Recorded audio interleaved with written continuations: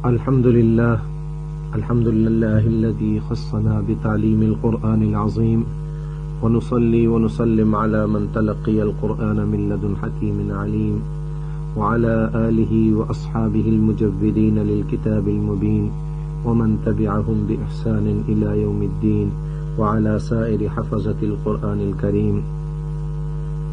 اما بعد، ہم قاری محمد اخلاق مدنی پروگرام تجوید القرآن الکریم کے ساتھ حاضر ہیں. پچھلے پروگرام میں ہم نے مدود کے بارے میں بتایا تھا کہ مد کسے کہتے ہیں، اس کے لغوی معنی اور اصطلاحی معنی، اور مد کی دو قسمیں بیان کی تھیں، مد اصلی اور مد فرعی، اور بتایا تھا کہ مد اصلی اس مد کو کہا جاتا ہے جس میں اسباب مد حروف مدہ کے بعد نہ ہو. اور اسباب مد بتائے تھے کہ اسباب مد تین ہیں: حمزہ، سکون اور تشدید. حروف مدہ کے بعد اگر ان اسباب میں سے کوئی سبب نہ آئے تو اس کو مد اصلی کہتے ہیں. جیسے قال میں حروف مدہ الف ہے اور الف کے بعد نہ حمزہ ہے، نہ سکون ہے، نہ تشدید ہے، اسباب مد میں سے کوئی سبب نہیں ہے، تو اب اس مد کو ہم کہیں گے مد اصلی. اور اس مد کی حرکات کو صرف دو حرکات کھینچنی ہے، ایک الف کے برابر. اور حرکات کا بھی آپ کو بتایا تھا کہ حرکات جو ہیں وہ اس کا معلوم کرنے کا طریقہ کیا ہے حرکات کے، کہ اپنے ہاتھوں کی انگلیوں کو ایک ایک کر کے یا تو بند کرنا یا ایک ایک کر کے کھولنا. ایک انگلی بند کرنے سے ایک حرکات ظاہر ہوتی ہے. اس طرح مد اصلی کی صرف دو ہی حرکات ہیں. اس کے بعد مد فرعی کی طرف جاتے ہیں کہ مد فرعی کیا ہے. مد فرعی اس کو کہتے ہیں کہ حروف مدہ کے بعد اسباب مد میں سے کوئی سبب آ جائے. اسباب مد میں سے اگر کوئی سبب حروف مدہ کے بعد آ جائے تو وہ مد فرعی ہے. اور مد فرعی کی 9 قسمیں ہیں. سب سے پہلے اسباب مد میں سے ہم حمزہ کو لیتے ہیں کہ اگر حروف مدہ کے بعد اسباب مد میں سے حمزہ آ جائے تو دیکھنا یہ ہے کہ یہ حمزہ جو حروف مدہ کے بعد آیا ہے کیا یہ اسی کلمے میں ہے یا دوسرے کلمے میں ہے. اگر حروف مدہ کے بعد حمزہ اسی کلمے میں آ جائے تو اس کو کہا جاتا ہے مد متصل. مد متصل اس کی 5 حرکات ہیں، یعنی 5 انگلیوں کو بند کرنا ہے یا کھولنا ہے. اور قرآن کریم میں بہت سی ایسی مدیں آپ کو ملیں گی جو حروف مدہ کے بعد حمزہ اسی کلمے میں آئے. مثلا جاء، اسی طرح شاء، اولئک. تو یہ 5 حرکات ہم نے کھینچنی ہے مد متصل کی. اور حروف مدہ کے بعد اگر حمزہ دوسرے کلمے میں آ جائے تو اس کو ہم کہیں گے مد منفصل. منفصل کی 4 حرکات ہیں، یعنی متصل کی 5 حرکات تھی اور منفصل کی 4 حرکات. مثلا قرآن کریم میں ہے بما انزل. اب بما میں دیکھیں حروف مدہ کے بعد، یعنی بما میں الف حروف مدہ ہے، حروف مدہ کے بعد انزل حمزہ دوسرے کلمے میں ہے. بما علیحدہ کلمہ ہے، انزل علیحدہ کلمہ ہے، تو حروف مدہ کے بعد حمزہ دوسرے کلمے میں آیا ہے، اس لیے اس مد کو ہم کہیں گے مد منفصل. اس کی 4 حرکات ہیں.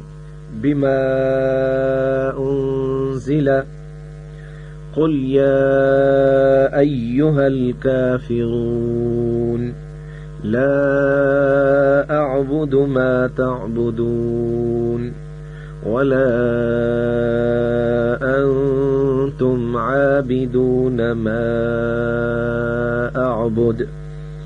تو یہ مد منفصل یعنی حروف مدہ کے بعد حمزہ دوسرے کلمے میں آئے. اب ہم اس کی بچوں سے تھوڑی سی مشق بھی کروائیں گے تاکہ صحیح اندازہ ہو جائے کہ اس مد کو کس طریقے سے ادا کرنا ہے اور کتنی حرکات کھینچ کر ادا کرنا ہے، جو آپ نے سب نے مل کر میرے ساتھ پڑھنا ہے.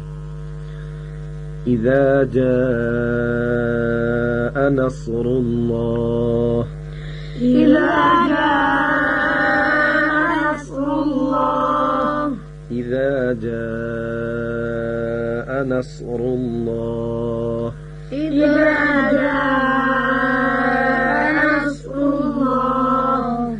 تو جاء میں مد متصل ہے، جاء میں مد متصل ہے. اولئک، اولئک، اولئک، اولئک، اولئک، اولئک. یہ مد متصل ہے. اور اس کے بعد مد منفصل بما انزل، بما انزل قل یا ایھا الکافرون، قل یا ایھا الکافرون لا اعبد ما تعبدون لا اعبد ما تعبدون ولا انتم عابدون ما اعبد ولا انتم عابدون ما اعبد لکم دینکم ولی دین. لکم دینکم ولی دین. تو یہ اس میں بہت سی مد منفصل کی مثالیں آئیں. قل یا ایو، لا اعبد. تو مد اصلی متصل کے ساتھ ہم نے اذا میں آپ دیکھیں کہ اذا حروف مدہ ہے اور اس کے بعد جیم آیا ہے، نہ حمزہ ہے، نہ سکون ہے، نہ تشدید ہے، اسباب مد میں سے کوئی سبب نہیں. تو اذا کو صرف ہم 2 حرکات کھینچیں گے. اس کے بعد مد فرعی کی تیسری قسم جو ہے وہ مد لازم ہے. مد لازم کس کو کہتے ہیں؟ کہ جس پہ آپ کم سے کم 6 حرکات لازمی طور پہ کھینچنی ہے. مد لازم کی 4 قسمیں ہیں.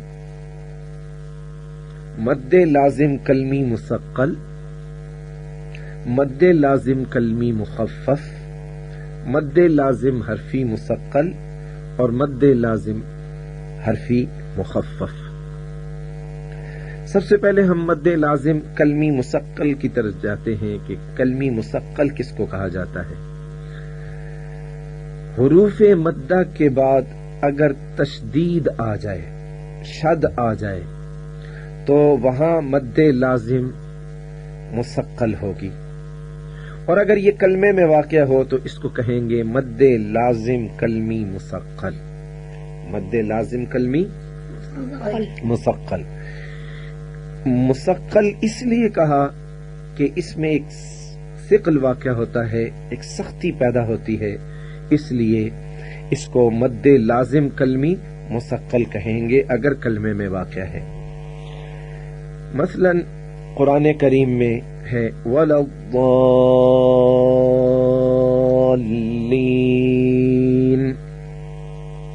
تو اب آپ ولضالین میں دیکھیں کہ حروف مدہ الف ہے اور الف کے بعد لام ہے، اور اسباب مد میں سے یہاں لام پہ تشدید ہے، تو تشدید آنے کی وجہ سے اس کو ہم کہیں گے مد لازم کلمی مثقل، مد لازم کلمی مثقل۔ اب مد لازم کلمی مخفف کس کو کہیں گے؟ کہ حروف مدہ کے بعد سکون اصلی آ جائے۔ سکون اصلی کیا ہے؟ سکون اصلی اس کو کہتے ہیں کہ جو اپنی حالت پہ سکون رہے، وقفاً وصلاً دونوں حالتوں میں وہ ایک ہی رہے، ہر متحرک نہ ہو۔ اور اس طرح حروف مدہ کے بعد سکون پورے قرآن کریم میں اس طرح کے 2 کلمات ہیں ایک ہی جیسے، اور وہ سورہ ہود میں ہے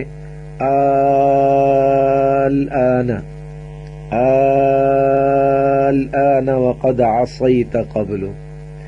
تو الآن میں آپ دیکھیں کہ حروف مدہ کے بعد لام پہ جو سکون ہے یہ سکون اصلی ہے۔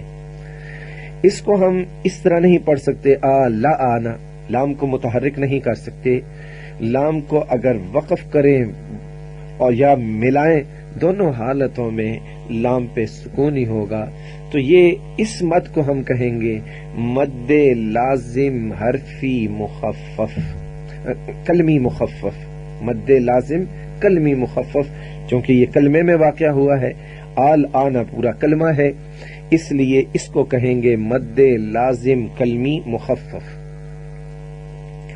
اور میں بتا چکا ہوں کہ جب ہم مد لازم کہتے ہیں تو لازمی طور پہ اس کی 6 حرکات، کم سے کم 6 حرکات کھینچی جاتی ہیں۔ اب ہم ان دونوں مدود کی پریکٹس بچوں کے ساتھ کرتے ہیں۔ بچوں میرے ساتھ آپ نے پڑھنا ہے غیر المغضوب علیہم ولا الضالین،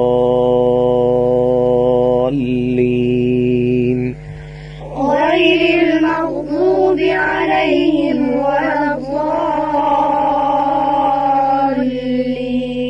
ولا الضالین ولا الضالین۔ دابہ،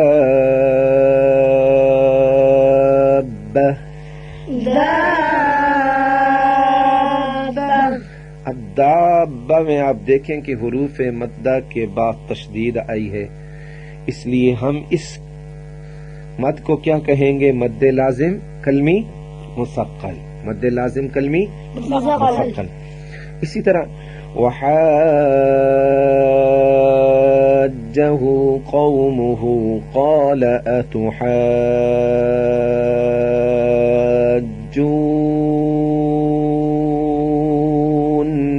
في الله، وحاجه قومه قال أتحاجوني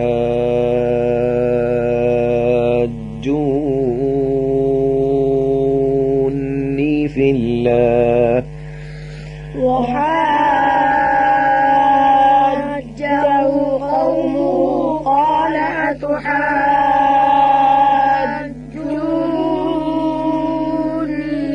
في الله۔